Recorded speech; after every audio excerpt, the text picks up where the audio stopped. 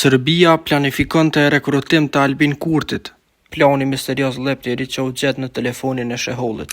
Një dokument i çuditshëm është gjetur në telefonin e tashmë të akuzuarit për spionazh e shantazh, Fatmir Sheholli.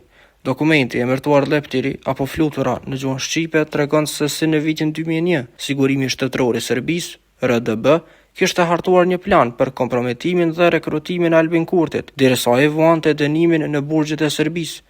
Përkatësisht Çupri e Nish. Ky plan u shpërfaq nga dëshmitë të nxjerra në sajt e procesit hetimor të prokurorisë speciale në Kosovë në dosjen e Fatmir Shehollit. Sipas përmbajtjes së dokumentit, parashihet përdorimi një burimi operativ me Novken Leptiri për sigurimin e materialeve kompromituese me qëllim të ushtrimit të presionit ndaj tij për bashkëpunim me RDB-n. Thuhet në akt akuz. Raportohet se përpas fjalëve komprometim, rekrutim, përmendet edhe fjala diskreditim, por sidoqoftë materiali veç se ka nxitur debatën e opinionit publik.